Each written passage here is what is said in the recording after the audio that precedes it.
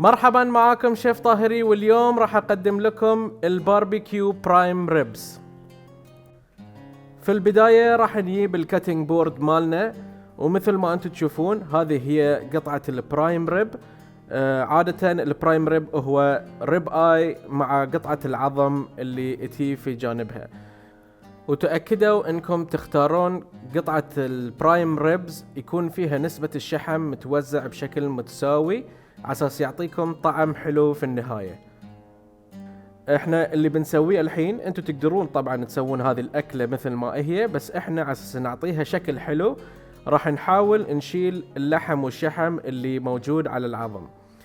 فتابعوا الطريقة بشكل دقيق وحاولوا انكم تطبقونها بالضبط مثل ما هي. لما انتوا تيون تقطعون قطعة اللحم هذه لازم يكون معاكم قطعة قماش او كلينكس، لان اذا انتوا بتقعدون تسحبون اللحم، اذا بتستخدمونها بيدكم العادية راح تكون سليبري، بتكون صعب عليكم انكم تسحبونها. فقطعة القماش هذه راح تسهل عليكم عملية السحب وتخلي قطعة العظم تطلع بشكل حلو مثل ما انتم تشوفون في هذه الصورة. ولا تنسون تكونون حذرين وانتم تستخدمون السكين على اساس ما تجرحون يدكم. الحين مثل ما انتم تشوفون هذا هو الشكل اللي احنا نبي نوصل له مع البرايم ريبس، يكون جاهز حق المارينيشن. نروح هني حق المرحلة اللي بعدها، راح نجيب الأعشاب الخضراء اللي هي الروزماري، تايم والأوريغانو.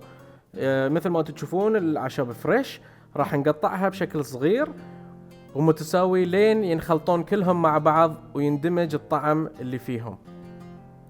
ولين وصلتوا لهذا الشكل، هني راح نجيب قطعة من الزبدة ونخليها فوق الأعشاب ونحاول أن ندمجها مع بعض، وفي النهاية راح نشكلها على شكل كورة مثل ما مبين في الصورة قدامكم. طبعا حق اللي يسأل ليش احنا سوينا قطعة الزبدة هذه راح تشوفونها بعدين لما رحنا حق الجريل وطريقة استخدامه مع البرايم ريب وهو قاعد يصير باربيكيو. تعالوا الحين نروح حق المرحلة اللي بعدها، راح نجيب البرايم ريب اللي عندنا ونبتدي نحط عليها البهارات. اللي احنا راح نستخدمه هو ملح هملاين الصخري مثل ما انتم تشوفون، ونحطها بكمية كبيرة لأن قطعة اللحم اللي عندنا قطعة سميكة.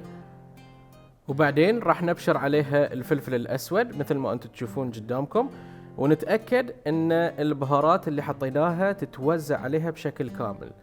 آخر شيء راح نضيف عليها شوية ثوم مبشور مثل ما انتم تشوفون، بالإضافة إلى الزيت. وما راح يفرق أي نوع زيت تستخدمونه، كل ما كان نوعية الزيت أحسن كل ما صار الطعم أحلى. وهني باستخدام يدكم راح تاخذون الثوم ويا الزيت وتغطونها على قطعة البرايم ريب بشكل كامل مثل ما هو موضح في الصورة. الحين اللحم مالنا صار جاهز عساس يروح على الجريل، بس بقى علينا شغلة واحدة، ان احنا نجيب قطعة الزبدة اللي احنا سويناها ونقطعها بالنص عساس اراويكم على الجريل شنو راح نسوي فيها. الحين راح نتوجه الى الحديقة، واول شيء راح اعرفكم عليه هو نوعية الجريل اللي انا استخدمه.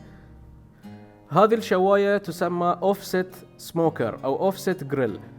ليش؟ لأن الحرارة اللي راح تجي من الصندوق الجانبي للشواية، وهو الصندوق اللي احنا راح نخلي فيها الفحم أو الخشب مثل ما انتم تشوفون في الصورة. الفرق الوحيد بينها وبين الشواية العادية إن الشواية العادية تعطيكم الحرارة دايركت على الفحم، وهذه تعطيكم فقط الحرارة اللي احنا نبيها وشوية الدخنة من الخشب. نتأكد أن درجة الحرارة صار بين 180 إلى 190 درجة.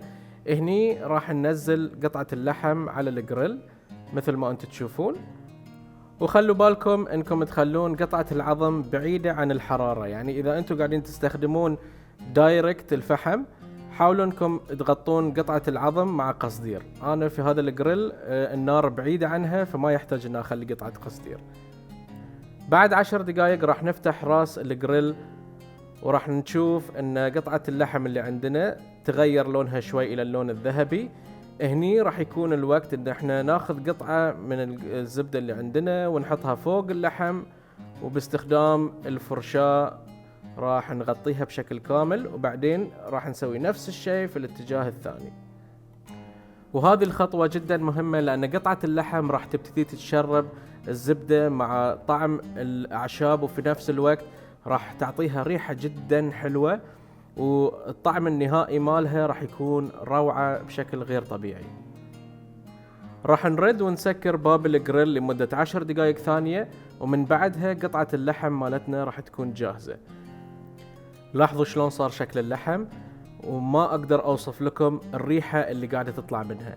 راح نشيلها الحين من الجريل، وراح نسوي خطوة جدا مهمة واللي الكل ممكن ما يدري عنها، ان لما انتم تاخذون قطعة من اللحم من فوق الجريل راح لازم تغطونها مع قطعة قصدير وتخلونها ترتاح لمدة 10 دقائق على اساس تبتدي تطلع الماي اللي فيها. واكبر غلط الواحد يسويه انه يقطع اللحم دايركت من فوق الجريل، لان الطعم اللي فيها كله راح يروح، وهذا شيء جدا غير مقبول. عقب ما خلينا قطعة اللحم ترتاح لمدة 10 دقائق، خلنا نروح للتقديم. وبنجهز خشبة التقطيع مثل ما انتم تشوفون. راح نجيب اللحم اللي احنا سويناه، نشيل القصدير من فوقه وننزله فوق خشبة التقطيع. ولاحظوا ان الصحن اللي احنا كنا حاطين فيه اللحم فيه ماي، هاي الماي راح ننزله فوق اللحم لانه راح يعطيه طعم جدا مميز.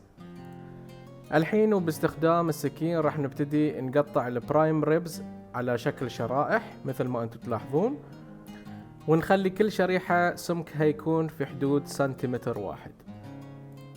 كل اللي باقي علينا الحين نسويه ان نعطيها اللمسات الاخيرة. راح نجيب الشايفز اللي بالعربي يسمونه الثوم المعمر، وراح نبتدي نقطعه بشكل شرائح صغار، ومثل ما انتم تلاحظون راح ناخذهم ونحطهم فوق قطعة البرايم ريب بهذا الشكل، بالإضافة إلى رقائق الفلفل الأحمر المجفف وعشب الروزماري كاللمسة الأخيرة. وهذا هو طبقنا صار جاهز. أتمنى أن هذا الفيديو نال إعجابكم. لا تنسون تسوون لايك وسبسكرايب، وفي نفس الوقت تجربون البرايم ريب وتعطوني رأيكم في الكومنت تحت. وفي النهاية كالعادة بألف صحة وعافية.